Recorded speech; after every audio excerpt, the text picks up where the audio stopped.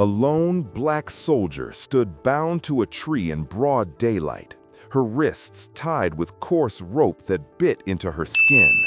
Around her, a pack of white cops circled like wolves, sneers curling their lips.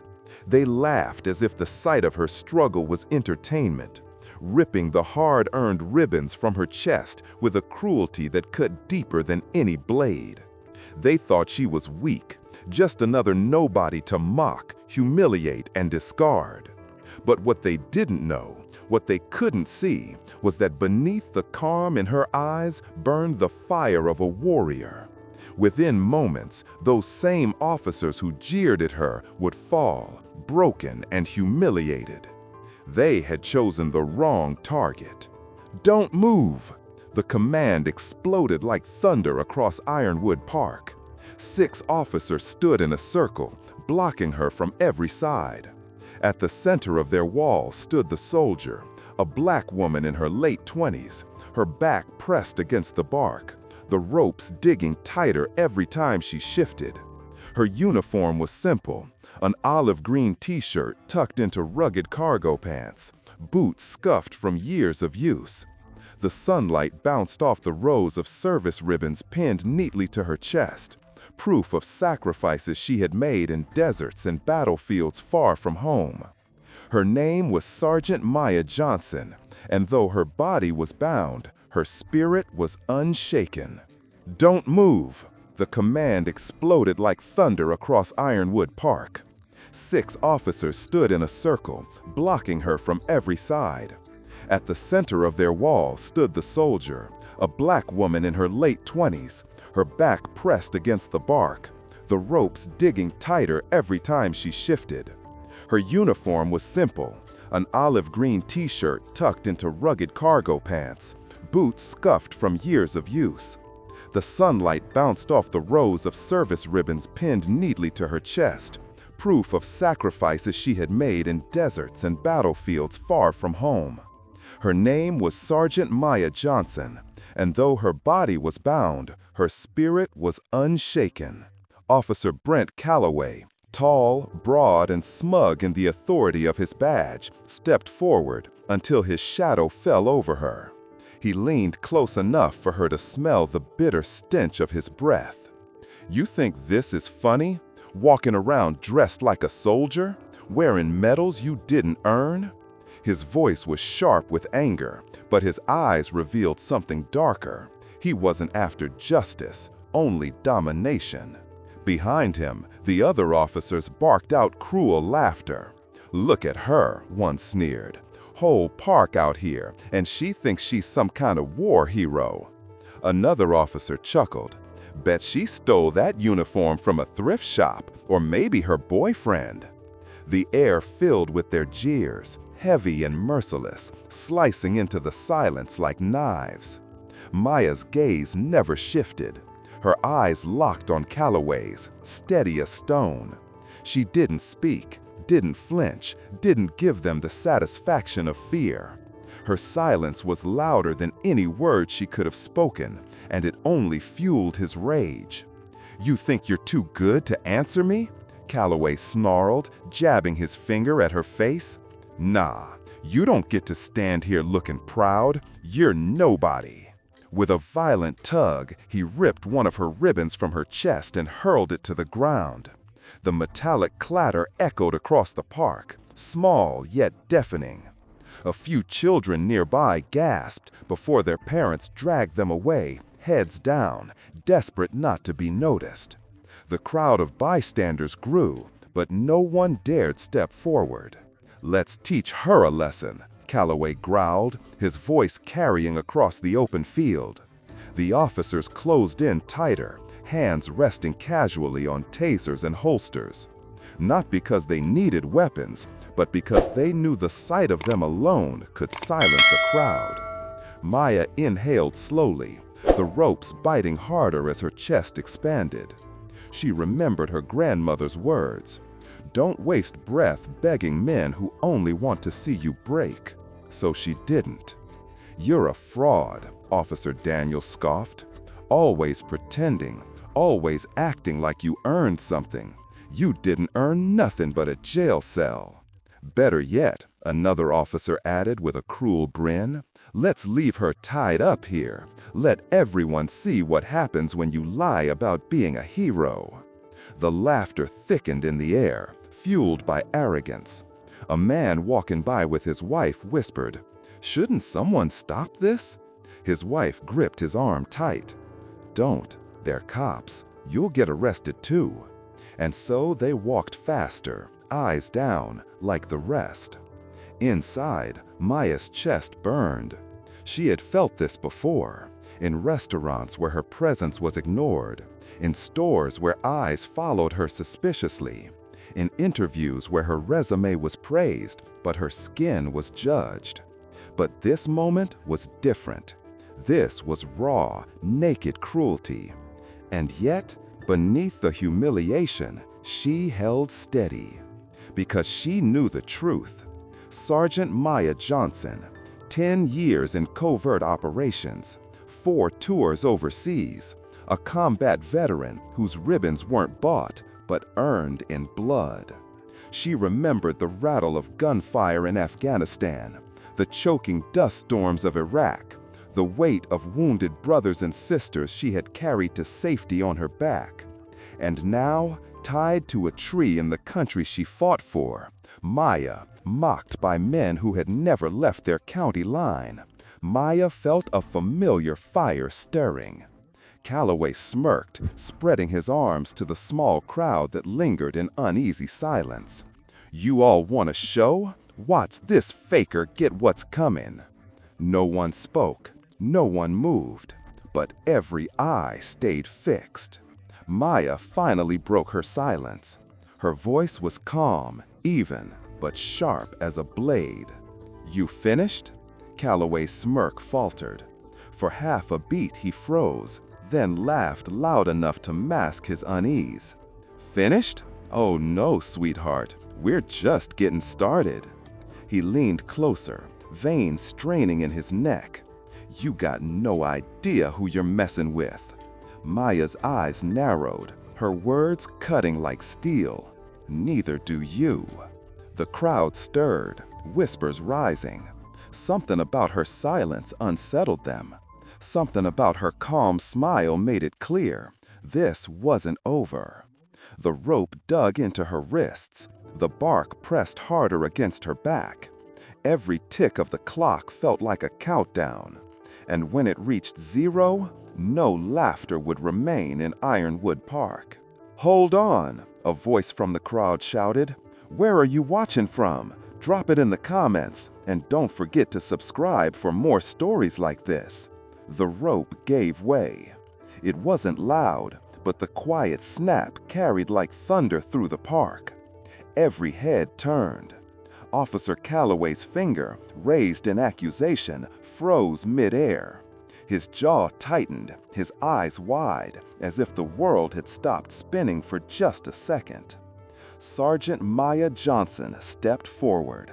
The shredded rope fell at her feet, her arms stretching free for the first time in hours. She rolled her shoulders, slow and deliberate, like a predator warming up before the hunt. The air around her thickened, her gaze fixed on Calloway's, and there was no fear, only fire. "What the?" Calloway staggered back, his hand racing to his holster, but Maya was already in motion. Her elbow struck his wrist with bone-crushing precision. The gun clattered to the pavement. He howled, clutching his arm, but she wasn't finished. Her boot swept against his knee, snapping him down to the dirt face first. His badge glinted in the grass beside him, powerless now. The other officers lunged, but Maya was faster than thought itself. Officer Daniels grabbed for her arm. She twisted, his body spun with her, and in a heartbeat, his wrist was pinned cruelly behind his back. His scream rang out across the park. One shove sent him slamming into the same tree that had held her captive seconds earlier. Another officer leveled a taser. The wire shot forward, but Maya sidestepped with practiced ease. The prongs missed, biting only air. She drove her fist deep into his sternum. He folded, wheezing for breath, collapsing to the ground. The park erupted. Screams filled the air. Phones rose skyward to capture every second. Parents pulled their children close, torn between terror and awe. Maya was a blur. Every strike, every movement flowed like water, calculated and deadly efficient. She didn't waste an ounce of energy. To the crowd, it looked like choreography, like they were watching a dance designed for destruction. Within 45 seconds, the 6 men who had mocked and humiliated her lay scattered in the grass, writhing, groaning, handcuffed with their own restraints. The silence that followed was deafening. Calloway groaned, rolling over. Dirt streaked his cheek. Humiliation burned hotter than the pain. He spat, his pride unraveling in front of strangers. His voice cracked. "You're going to regret this." Maya crouched, her face inches from his. Her voice was calm, steady, sharp enough to cut glass. "You tied up the wrong woman." The words carried like lightning through the crowd. Murmurs rippled. Someone gasped, "She's military." Another voice shouted, "That's a veteran."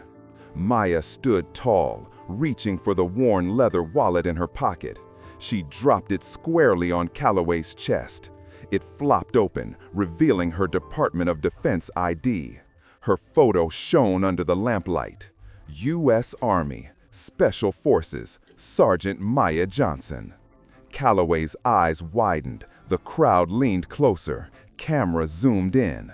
Truth, undeniable and unstoppable, swept over the scene like wildfire.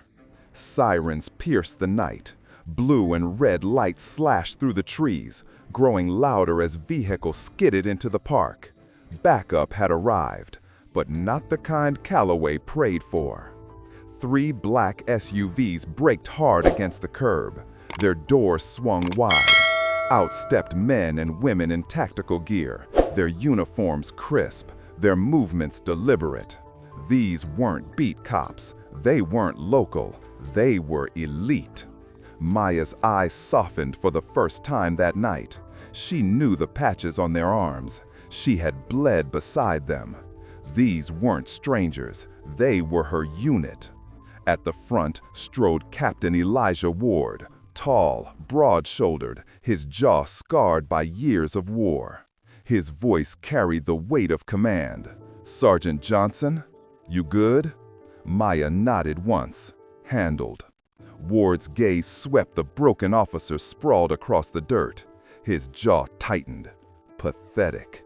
In seconds, the operators surged forward. Their boots thundered against the pavement as they yanked the humiliated cops to their feet, shoving their arms behind their backs. The very men who had laughed while tying a soldier to a tree now stood cuffed in disgrace, their protests drowned out by the weight of silence. "You can't do this," Calloway snarled, struggling against the soldier who pinned him. "We're cops." Ward's glare could cut steel. "You disgraced your badge the moment you laid a hand on her." The crowd gasped. Dozens of phones streamed live now, comments flying in real time. They tied up a war hero. Look at her team. Justice right here, tonight. Maya stepped closer. Her voice was even, deliberate, every word meant to scar. "You thought I was nothing, just another black woman you could humiliate. You thought wrong." Her words hit harder than any punch. The park went silent again, the kind of silence that makes air heavy. One by one, the officers were dragged to the SUVs, faces pale, pride shattered. Calloway thrashed until his voice broke, spit flying. "You'll regret this, all of you." Ward's glare could cut steel. "You disgraced your badge the moment you laid a hand on her." The crowd gasped. Dozens of phones streamed live now, comments flying in real time. They tied up a war hero. Look at her team. Justice right here, tonight. Maya stepped closer. Her voice was even, deliberate, every word meant to scar. You thought I was nothing, just another black woman you could humiliate. You thought wrong. Her words hit harder than any punch. The park went silent again, the kind of silence that makes air heavy. One by one, the officers were dragged to the SUVs, faces pale, pride shattered. Calloway thrashed until his voice broke, spit flying. "You'll regret this, all of you!" Maya moved in one last time, her shadow falling over him. She tapped the ribbons pinned proudly to her chest. "Every single one of these cost me blood, cost my brothers and sisters their lives. And you tried to rip that away. You didn't just disrespect me. You disrespected every soldier carried home in a flag." The words cracked something inside him. Calloway dropped his eyes. His rage collapsed into silence. As the SUVs rolled away, families stepped forward, not in fear, but gratitude. An elderly black veteran in a faded cap saluted. "Ma'am, thank you." Maya returned the salute, quiet dignity in her eyes. A little girl tugged her mother's sleeve, whispering, "Mommy, she's a hero." Maya knelt, meeting the girl's wide eyes with a soft smile. "No, sweetheart. Heroes are the ones who stand tall even when it's scary. Don't forget that." The girl nodded, her face glowing. As the crowd dispersed, Maya stood alone beneath the oak tree. The rope lay in broken strands at her feet. She closed her eyes and breathed deep. Her grandmother's words returned.